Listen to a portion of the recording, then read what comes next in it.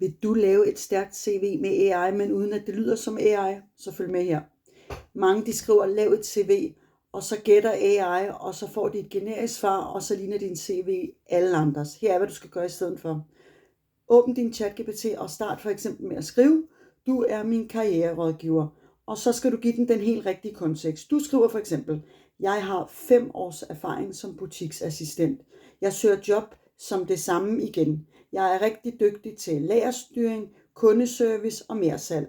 Skriv en pro-CV til mig.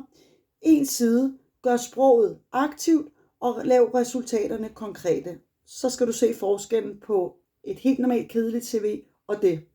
Så AI omskriver for eksempel fra jeg er ansvarligt for salget til jeg har øget mersalget med 18% via aktiv kunderådgivning. Det er sådan, at din nye CV kommer til at skille sig ud.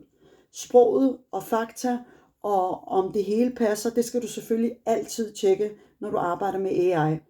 AI laver udkastet, men det er dig, der gør det færdigt. Skriv CV forneden, hvis du vil have en god prompt til, hvordan du kommer videre. Og jeg hedder forresten Angelina, og jeg hjælper nybegyndere med at blive bedre til at bruge AI.